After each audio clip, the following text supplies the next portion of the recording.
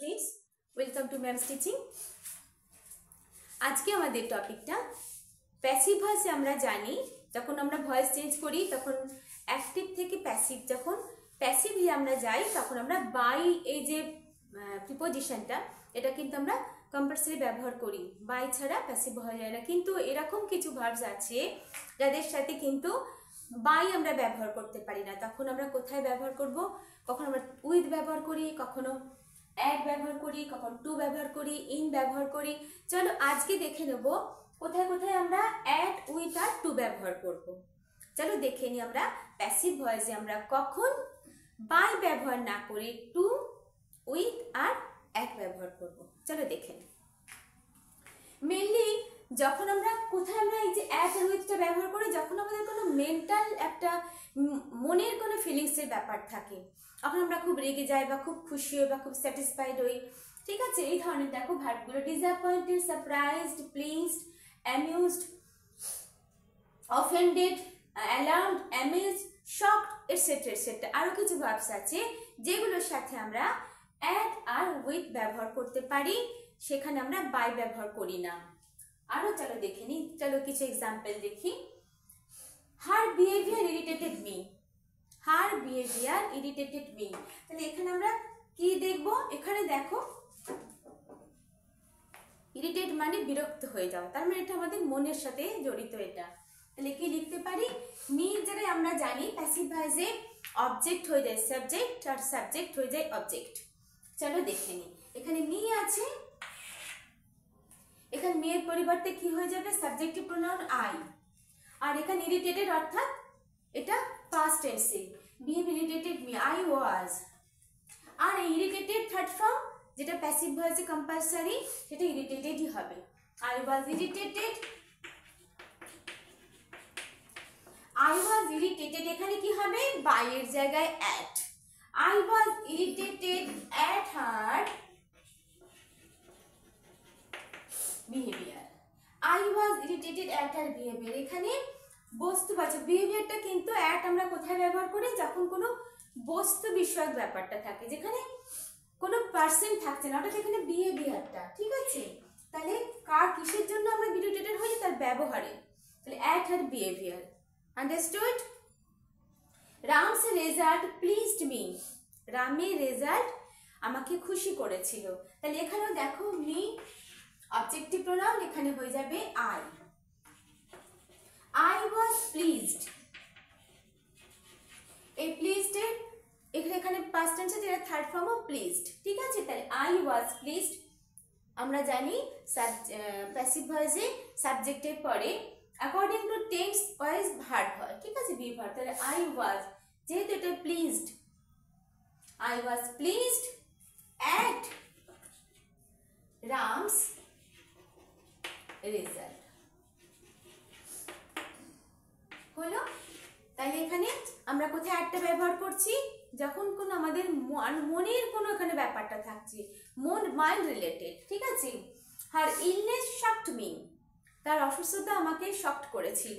তাহলে এখানেও বা সব যদি আমি আস লিখি, আর ইলনেস শকড আস, তাহলে এখানে কি হবে? যদি আস বলি তাহলে হবে উই, উই ওয়্যার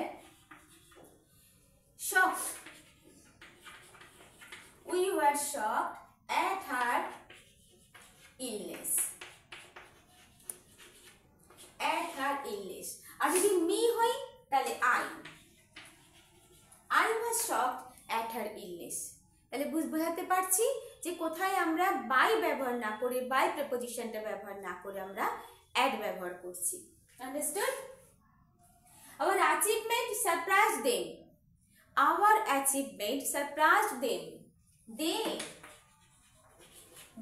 এটা অবজেক্টিভ প্রোনাউন, এর সাবজেক্টিভ প্রোনাউন কি হবে?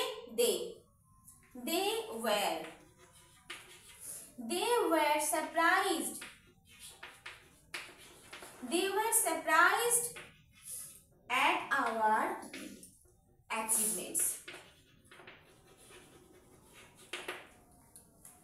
they were surprised at our achievement।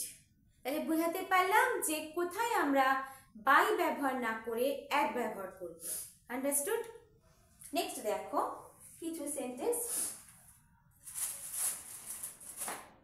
যেখানে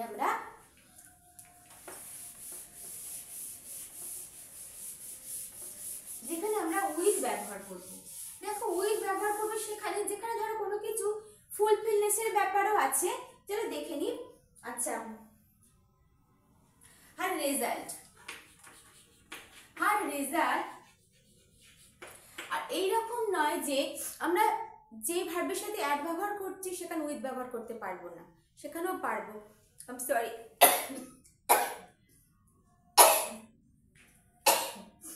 সরি, যখন কোনো পার্সনে বোঝাবে তখন আমরা সেখানে উইথ ব্যবহার করতে পারবো। হার রেজাল্ট স্যাটিসফাইড আস, হার রেজাল্ট স্যাটিসফাইড আস। তাহলে এখানে কি করে আমরা লিখতে পারি? আসের জায়গায় we were satisfied with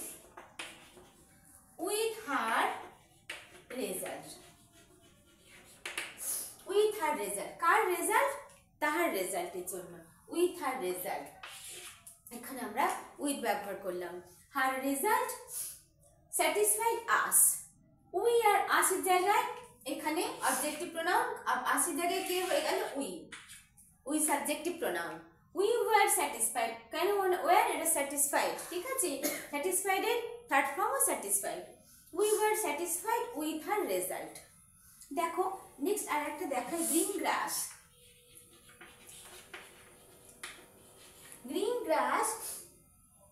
covers the field,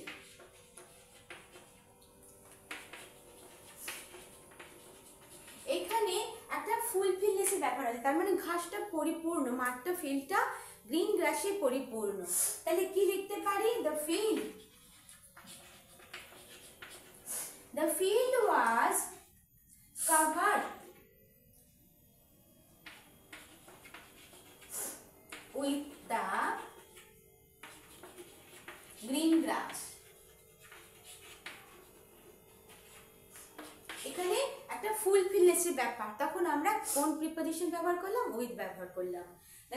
the field was covered with the green grass, ঠিক আছে। আচ্ছা, এবার দেখো আর একটা দেখাই। এবার আমি দেখাচ্ছি কোথায় আমরা টু ব্যবহার করব, কার পরে টু হয়, কোন কোন ভার্বের পরে টু হয়। দেখো দেখাচ্ছি, তাহলে বোঝা গেল যে কোথায় আমরা উইথ ব্যবহার করলাম আর কোথায় আমরা অ্যাড ব্যবহার করলাম। I know the person, I know the boy, I know the girl। কি লিখবো? এখানে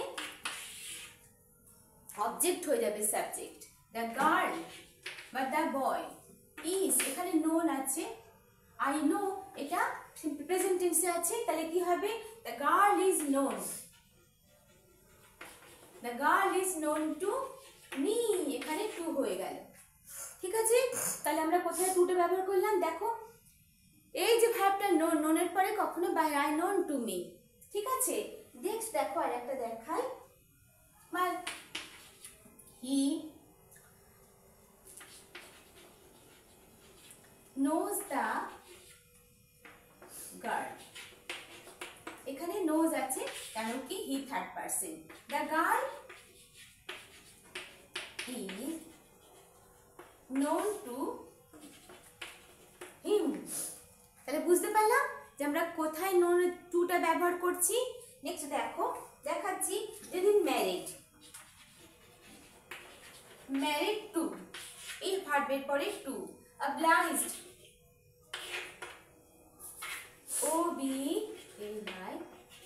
obliged to, তাহলে এই ভার্বগুলোর পরে আমরা টু ব্যবহার করব। তাহলে আমরা কি বুঝলাম যে কোথায় আমরা টু ব্যবহার করছি, কোথায় আমরা অ্যাড ব্যবহার করলাম, কোথায় আমরা উইথ ব্যবহার করব। নেক্সট আমি তোমাদের দেখাবো আরো দুটো প্রিপোজিশন যারা বাই এর বদলে ব্যবহার হচ্ছে।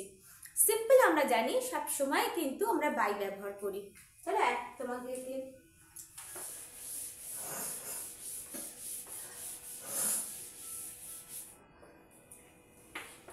I writing a letter, I am writing a letter, এটা একটা সিম্পল প্যাসিভে দেখো a letter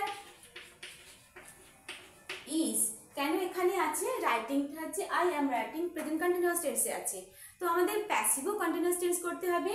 R the letter is being, তখন প্রথমে বি ভার্বের সাথে আইএনজি, তারপরে তার আগে আছে ইজ, যেহেতু এটা প্রেজেন্ট টেন্সে আছে। Letter is being written, main ভার্বের থার্ড ফর্ম যেটা আমরা জানি সবসময় বাই, এখানে বাই কার দ্বারা, আমার দ্বারা, বাই মি। তাহলে সিম্পল আমরা জানি বেশিরভাগ ক্ষেত্রে আমরা বাইকে ব্যবহার করি। আশা করি আজকে তোমাদের ভিডিওটা বোঝাতে পেরেছি, আজকে টপিকসটা তোমাদের ভালো লেগেছে। অবশ্যই একটা তোমরা লাইক করো, সাবস্ক্রাইব করো যারা এখনো করোনি। Tata bye.